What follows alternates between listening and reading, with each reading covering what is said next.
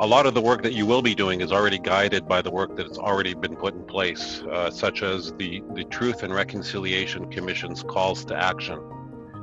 As well, the historic co-development of the Arctic and Northern Policy Framework, which was launched in September 2019 with the participation of Indigenous, territorial, and provincial partners. This task force and the collaborative work to implement the ANPF, Arctic and Northern Policy Framework, are important items of my mandate letter from Prime Minister Justin Trudeau. And it's something that I'm very happy to be moving forward on. I know that the work that you're going to be doing is going to be very important as we look beyond COVID-19 and the pandemic. And we need to ensure that there are measures to enhance education opportunities and those outcomes. We have a great group of people here that are certainly going to be able to take your experience and the vision that's been created around this for the country and for people who need it, and do the great work that needs to be done.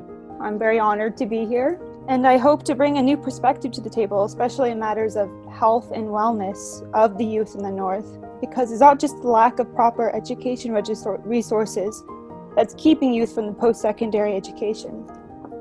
We have recently had two very difficult Auditor General reports for the K-12 education system, and our students are not faring very well in the system, and we somehow have to figure a better path and or bridge for them into the post-secondary education, and I think this is an opportunity that we can do that. So it's really exciting to be part of this group. I'm really looking forward to learning what's happening across the North and making these strong connections. In particular, learning from the youth, such as Valerie, as you were talking about, to see what we can do and what post-secondary education can look like and what you want it to look like. I'm a part of the Inuit post-secondary strategy that was released recently with Budget 2019 as well. So that's great news on the post-secondary front for Inuit students, that we can support them even more. But this task force is something that we need for sure to look at all areas of Indigenous education, why our students aren't performing where they should be, what are the supports that we're not providing, because we are all doing our best and there's still gaps.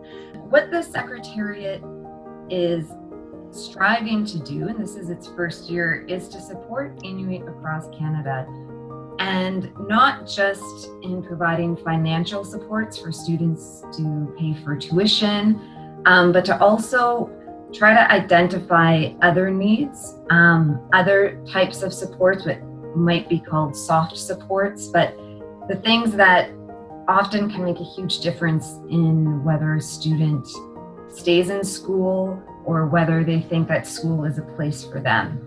I'm really excited to be on this task force. I have worked in education in the North for 20 plus years. I did a short stint in health and education and justice, and then very quickly realized the long-term answers to both of the issues we see in social welfare and justice is education, and really am passionate about the transformative nature that education can bring.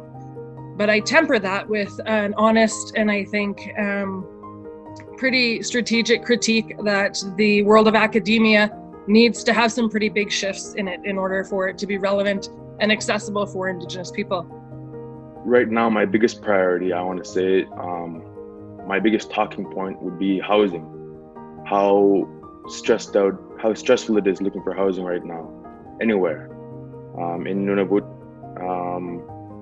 And I'm sure that a lot of other students in many other northern post-secondary institutions feel the same way.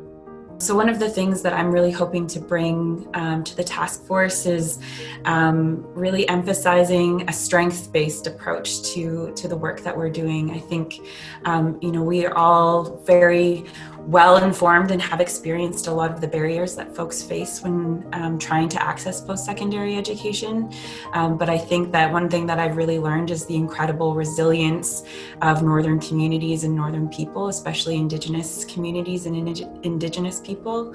We've all heard the old saying that the key to a better life is education, and I think that we've tasked all of you with the with the important role of giving us some recommendations on what we need to do as a government to improve the education outcomes. And it's going to be a partnership. We have lots of work to do, and we will be there to support you. So it's great to meet everybody. Merci beaucoup tout le monde. Miigwech.